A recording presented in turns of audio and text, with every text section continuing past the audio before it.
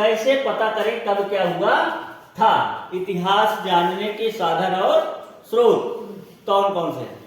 अगर मान लीजिए अपने परिवार के बारे में हमें जानना हो कि हमारे आजा दादा या फिर उनके पिता कौन थे या उनका क्या नाम था, क्या करते थे, तो उसके बारे में जानकारी अगर हमें लेना हो तो हमें क्या करना होगा?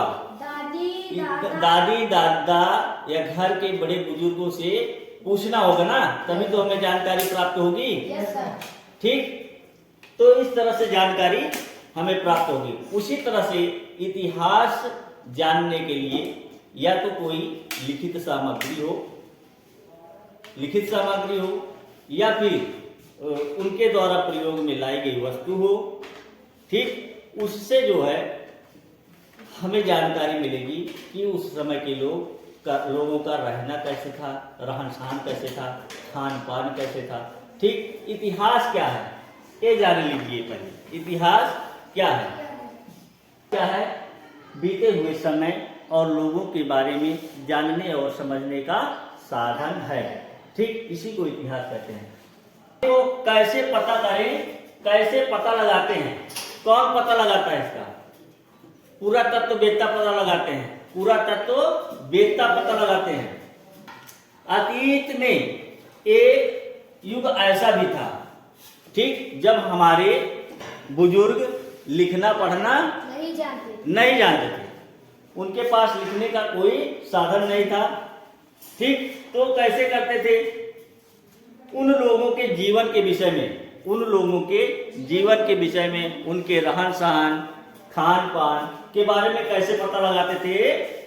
मिट्टी के बर्तन, खिलौने, उनके द्वारा प्रयोग में लाई गई वस्तुओं, औजारों और प्रयोग में लाई गई वस्तुओं द्वारा मिलती है।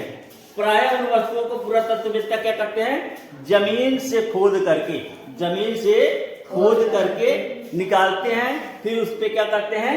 उसका अध्ययन करते हैं। अध्ययन करके जो है पता लगाते हैं। उपलब्ध सामग्री के आधार पर इतिहासकारों द्वारा जो है उसके बारे में जानकारी प्राप्त होती है। अब देखिए इतिहासकारों ने क्या किया कि इतिहास को 3 भागों में बांट दिया। कितने भागों में? 3 भागों में बांट दिया। पहला है पूर्व यानी प्राक ऐतिहासिक काल। पूर्व ऐतिहासिक काल कह सकते हो या प्राक ऐतिहासिक काल कह सकते हो। प्राक ऐतिहासिक काल किसको कहते हैं? जिसके समय में लिखने और पढ़ने की कोई सामग्री उपलब्ध न हो। जिस काल के बारे में कोई लिखित, ऐसे कह सकते हो, जिस काल के बारे में कोई लिखित सामग्री उपलब्ध न हो उसे प्राक ऐतिहासिक काल कहते हैं। अब उसके बाद नंबर 2 पर देखिए आद्य ऐतिहासिक काल। आद्य ऐतिहासिक काल किसको कहते हैं? जिस काल में लिखित सामग्री तो उपलब्ध है, लेकिन उसको पढ़ा नहीं जा सकता। ठीक, उस लिपि का आज तक कोई जो है उस लिपि को कोई पढ़ नहीं पाया। ठीक, तो उसको क्या कहते हैं? आद्य ऐतिहासिक काल कहते हैं। नंबर 3 पर है ऐतिहासिक काल। ऐतिहासिक काल किसको कहते हैं? हाँ, जिसके बारे में लिखित सामग्री उपलब्ध है और उसको हम पढ़ भी सकते हैं। लिखित सामग्री भी उपलब्ध है और उसको हम पढ़ भी सकते हैं। उसी को क्या कहते हैं?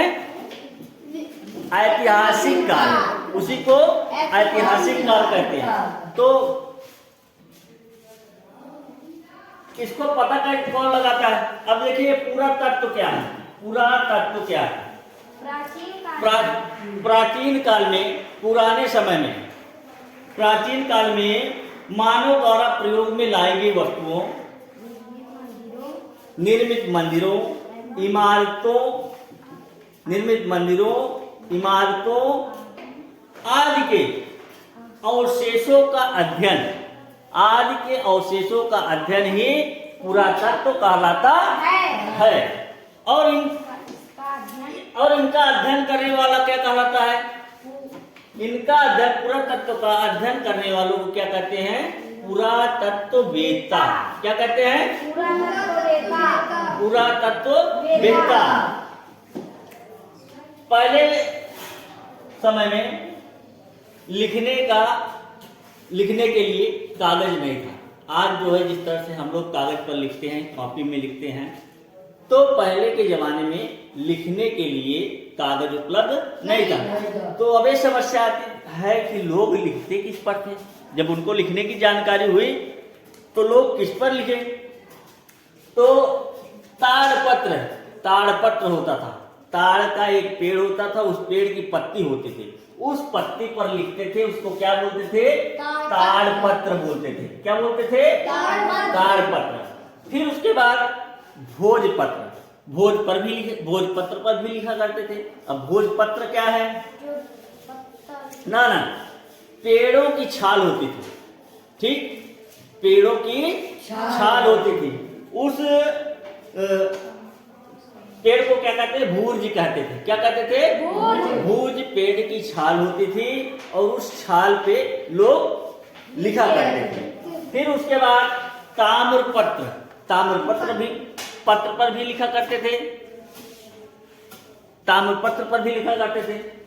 ताम्रपत्र क्या है? तांबे की एक पतली लेयर होती थी, चादर जिसको बोलते हैं, टुकड़े होते थे, उसी पर लिखते थे लोग। ठीक, पुराने समय के लोग ताम्रपत्र पर लिखते थे। ठीक, उसके बाद आया स्तंभ लेख। स्तंभ लेख क्या है? पत्थर के खंभे होते थे। पत्थर के क्या होते थे? खंभे होते थे। उस पर उसको जो है किसी चीज से कुरेद कर लिखा करते थे, काट करके। कुरेदना मतलब होता है काट करके। ठीक है, उस पे काट करके लिखा करते थे। शिलालेख बड़ी चट्टानें होती थी। क्या होती थी? चट्टानों को काट कर भी उस पर लिखा करते थे। ठीक है, तो ताड़पत्र, भोजपत्र, ताम्रपत्र, स्तंभ लेख और शिलालेख। पहले समय में कागज न होने के कारण इन चीजों पर लिखा करते थे। ठीक, इस शुरू में लोग जब लिखना प्रारंभ किए तो उनकी शैली कैसी थी? चित्रात्मक शैली थी। कैसी थी? चित्रात्मक शैली थी। वो चित्रों के माध्यम से किसी चीज को बना देते थे।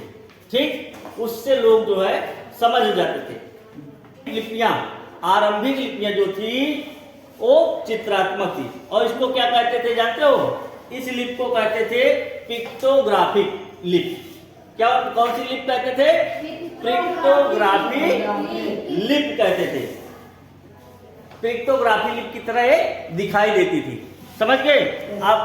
अब देखिए उस समय लिपियां कौन कौन सी थी? चीनी लिपि थी। कौन लिपि थी? चीनी लिपि थी, मिस्र की लिपि थी और सैंधव लिपि थी। और आज हम लोग जिसको पढ़ते हैं वो कौन सी लिपि है? ये जिसको हम लोग पढ़ रहे हैं ये कौन सी लिपि है? देवनागरी लिपि है। कौन सी लिपि है? देवनागरी लिपि। पूछे अगर कोई आपसे कि आप किस लिपि में लिखते हो, पढ़ते हो, आप किस लिपि को पढ़ते हो, तो आप क्या बताओगे? देवनागरी लिपि। ठीक, ये इतना समझ में आया कुछ? अब इसके बाद अब कल